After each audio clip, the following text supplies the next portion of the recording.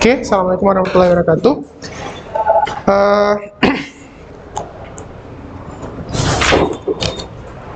yang halaman 29 udah saya jelaskan tadi kan? Coba lihat, udah. Berarti kamu tetap untuk akhir pilih salah satu ya, mau yang pelangi atau yang buah ini. Tetap buat di buku latihan, tapi nanti 2 minggu lagi saya baru periksa. Pas kamu masuk aja, jadi buat di buku latihan nanti dikumpul salah satu aja, jadi nggak usah dua-duanya. Boleh mau yang buah ini boleh. Terus nanti lampirkan foto.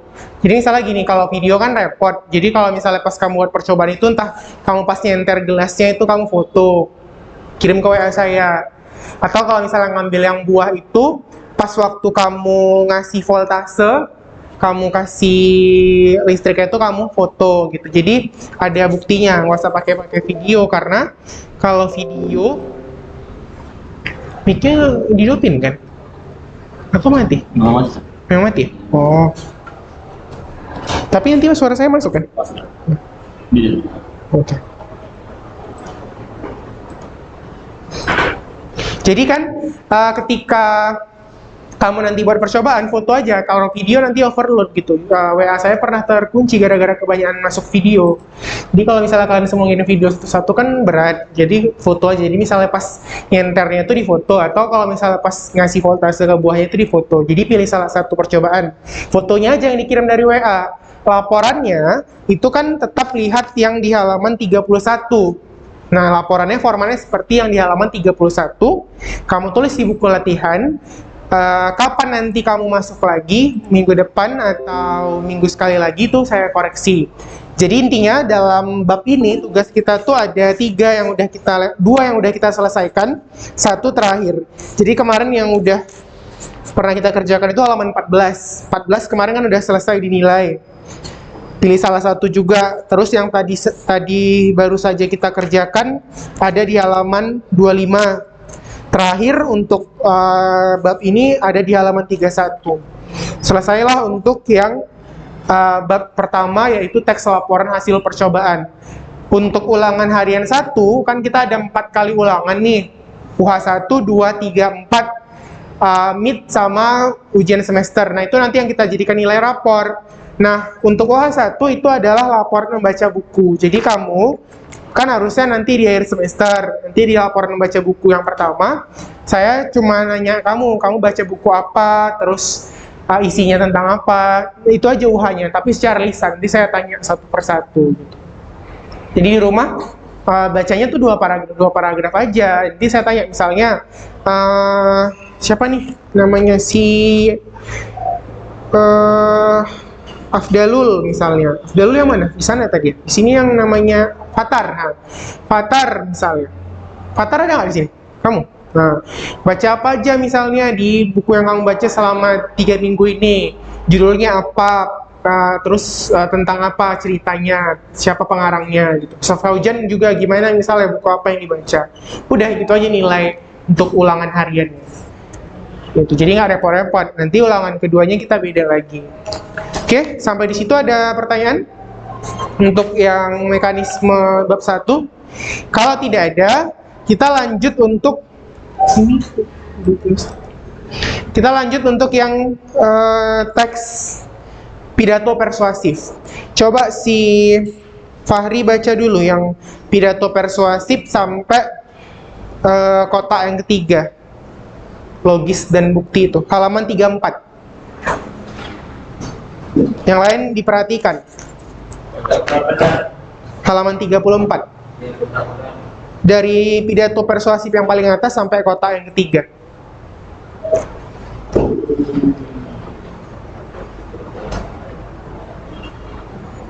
Yang paling atas, pidato persuasif merupakan bagian itu. Pidato persuasif merupakan bagian dari eksposisi. Iya. Pidato persuasif merupakan bagian dari eksposisi. Seperti telah dipelajari sebelumnya, bahwa eksposisi digunakan untuk meyakinkan pembaca atau pendengar dengan meyakinkan argumen dari data dengan mengambil satu sudut pandang dan membuktikan kebenarannya. Kita bertujuan meyakinkan orang lain untuk melihat suatu persoalan hanya dari sisi itu. Dari tiga tipe berbeda eksposisi. Satu, eksposisi yang dapat mengubah sikap orang atau mengubah pandangan orang tentang suatu hal. Tulisan yang persuasif ini dapat kita temui pada editorial, surat kabar, pidato politik atau kampanye, media cetak, teks informasi dalam buku, surat pada editor, pidato ceramah, mempertahankan hak hukum, kota, dan sebagainya. Dua, eksposisi yang dapat dimanfaatkan untuk mempromosikan dan menjual barang, jasa, dan aktivitas. Misalnya menggunakan bahasa persuasif pada iklan dan slogan yang memberikan misalnya 10 langkah menuju tidak. Tiga, eksposisi yang dapat digunakan untuk membela produk-produk, misalnya selamatkan barang. Posisi persuasif memiliki suatu sudut pandang yang didukung oleh argumen logis dan bukti. Udah, oke, sampai situ aja. Oke, jadi untuk teks berikutnya itu adalah eksposisi. Eksposisi itu adalah jenis teks yang sebenarnya dia memaparkan bukti. Jadi expose, memaparkan ya, memaparkan fakta.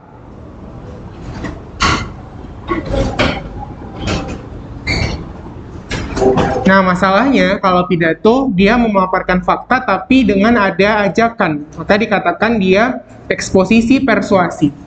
Eksposisi persuasif ini dimulai dari tesis, strukturnya, lalu ada argumen, lalu ada rekomendasi. Ya, si tesis ini adalah pendapat. Nah, kalau kita ngasih pendapat, kan supaya orang percaya kita ngasih data pendukung. Data pendukung itulah si argumentasi namanya. Jadi misalnya, kamu bilang, saat ini rakyat Indonesia sedang dalam keadaan pandemi. Apa data pendukungnya? Gitu. Misalnya ada beberapa orang yang dilarang untuk keluar rumah atau isolasi mandiri. Terus kita harus memakai masker, terus sekolah juga harus daring. Nah, itu data pendukung. Rekomendasi itu adalah simpulan. Simpulan yang ditambahi dengan solusi dari pendapat tadi. Gimana solusinya jadi ke depannya? Simpulannya seperti apa? Nah, kurang lebih seperti inilah struktur dasar dari teks pidato. Jadi dalam hal ini teks pidato ini tergolong ke dalam eksposisi persuasif katanya. Kalau dari tabel-tabel yang di halaman 34, kita bisa lihat ada beberapa jenis teks eksposisi kan. Ada eksposisi itu yang dia sifatnya ilmiah seperti kampanye politik, terus kayak khotbah Jumat. Ada dalilnya. Nggak mungkin orang mau sholat kalau nggak ada dalilnya. Nggak mungkin orang mau sedekah kalau dalilnya nggak jelas. Maka di situ eksposisi yang dimanfaatkan untuk kepentingan ilmiah harus ada datanya. Sementara juga ada eksposisi yang sifatnya mempromosikan seperti iklan, kayak iklan handphone, produk baju, tas, makanan gitu kan.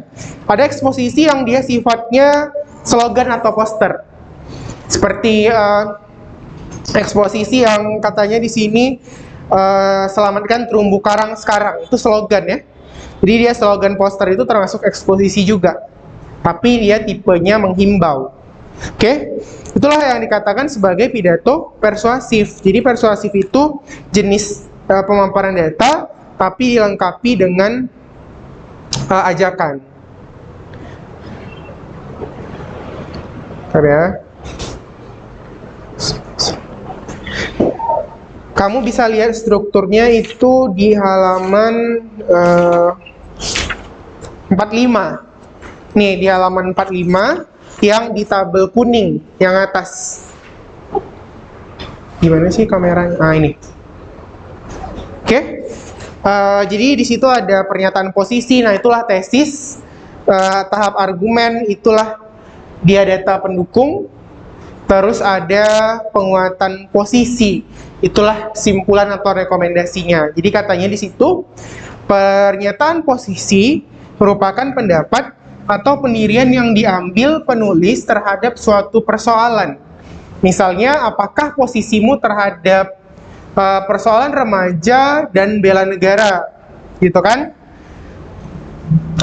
Terus apa tahap argumennya? Data-data pendukungnya bagaimana? Karena katanya argumen itu berupa bukti pakar, informasi statistik, terus contoh-contoh kasus, tabel, gambar, dan terakhir ada penguatan posisi yang artinya di situ adalah bagaimana argumen yang ditonjolkan berupa solusi.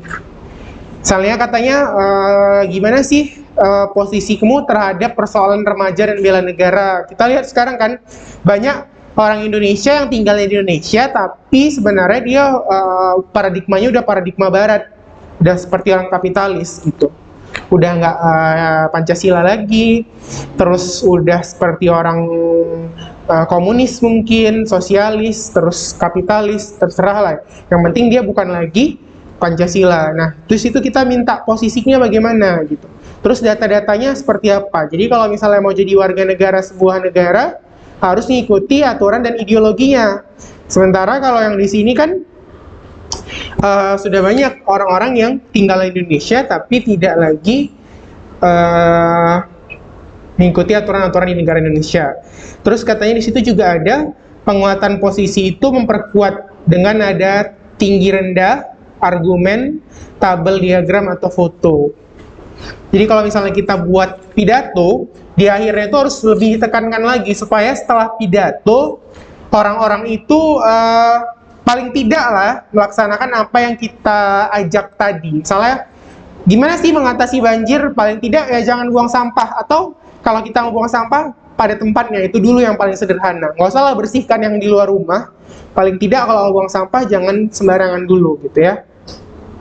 Dan dalam pidato, penting melihat ini ya, aksen. Jadi ada bahasa-bahasa itu yang dia aksennya itu nggak jelas gitu. Jadi Arab misalnya, dia aksennya itu ada ideogramnya, terus ada kol-kolahnya, yang itu ada maknanya.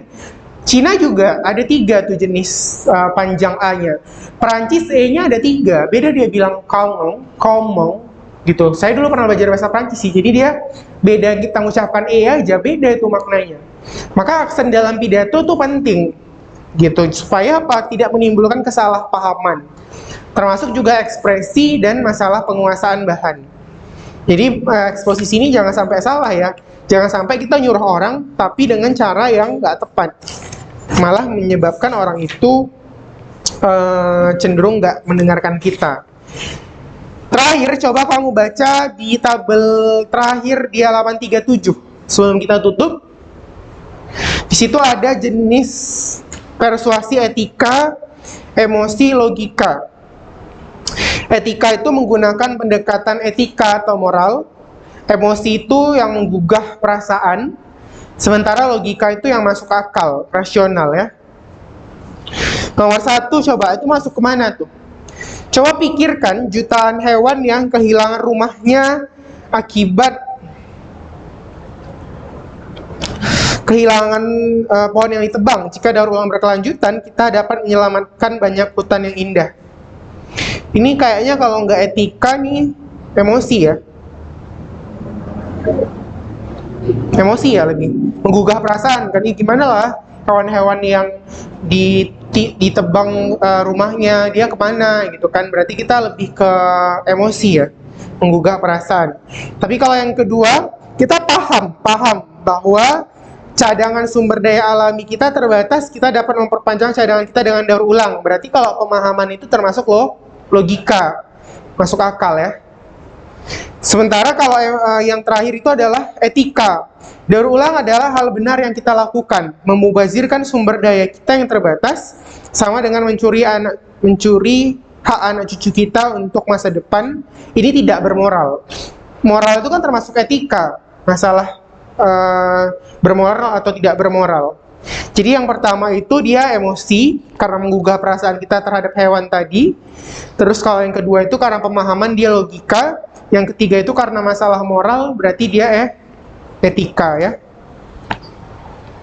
Jadi ada macam-macam sudut pandang kita dalam mengembangkan tesis untuk membuat sebuah eksposisi persuasif atau pidato. Oke, itu saja untuk hari ini. Kalau ada pertanyaan silahkan ditanyakan. Kalau ada hal-hal yang kamu rasanya penting mau ditulis catatan, tulis saja, nggak perlu saya suruh-suruh. Tapi kalau misalnya rasanya bisa diingat aja ya nggak masalah, nggak usah dicatat juga nggak apa-apa. Tergantung kebutuhan lah gitu ya kan. Tapi kayak struktur gini penting ya, kayak struktur, kayak konten bahasa yang tadi, supaya jangan lupa. Gitu. Pengertian strukturnya itu bisa kamu lihat di halaman ini tadi, 45 tadi. Apa itu yang dimaksud dengan pernyataan posisi, apa itu tahap argumen, bisalah dari rumah nanti dibaca-baca supaya lebih paham.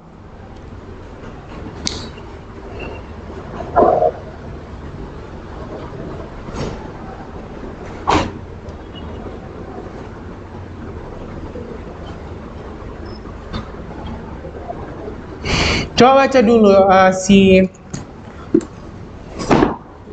Paujan untuk yang halaman 45 yang pernyataan posisi.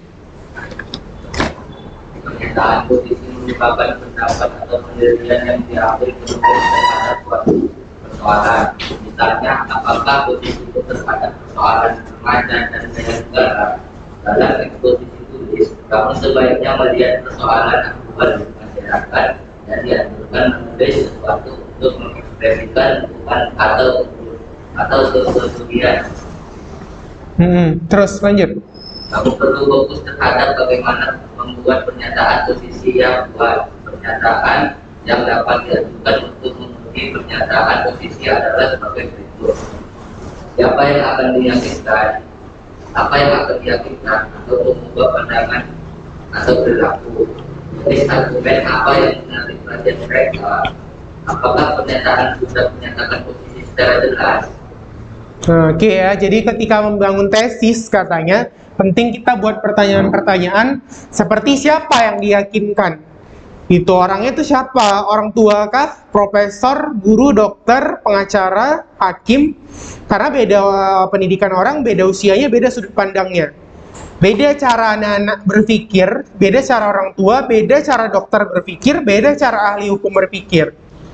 Apa yang diyakinkan untuk mengubah pandangan atau perilaku? Mungkin kalau kita bicara sama dokter, kita bicara dari sudut pandang kesehatan. Kalau kita bicara sama guru dari sudut pandang pendidikan, bicara dari anak-anak mungkin dari sudut pandang yang lebih sederhana, yang lebih mudah dipahami. Coba kalau kita bicara sama anak SD, tapi dengan bahasa-bahasa yang sulit, bukannya didengarkan dia, makin ditinggalkan dia gitu, karena dia nggak paham. Terus jenis argumen apa yang menarik perhatian mereka? Gitu. Anak SD itu kan belum bisa nalarnya jauh, makanya kalau dia buat jahat biasanya ditakut-takuti kan. Nanti kalau kau pulang di situ kayak Upin Ipin itu ada hantu gitu. Kalau misalnya kita larang gini, jangan buat jahat, itu dampaknya negatif loh sama tubuh kamu gini segala macam, dia nggak sampai ke situ pikirannya. Maka cara simpelnya dengan ditakut-takuti gitu. Tapi kalau udah lebih dewasa lagi maka dikasih pemahaman kenapa itu tidak boleh dilakukan. Terus apa pernyataan sudah menyatakan posisi itu dengan jelas. Jadi konsisten sebenarnya. Ketika kita berpendapat pada suatu hal, konsistensi itu perlu. Jadi jangan bentar kita berpendapat A, besok B, besok C. Maka orang nggak tahu mengikuti yang mana. Jadi konsistensi atau pendirian teguh itu penting ketika kita berpidato. Aura yakin itu beda sama orang yang ragu-ragu ketika mengucapkan sesuatu. Oke ya, saya pikir itu aja untuk hari ini. Terima kasih sudah menyimak. Assalamualaikum warahmatullahi wabarakatuh.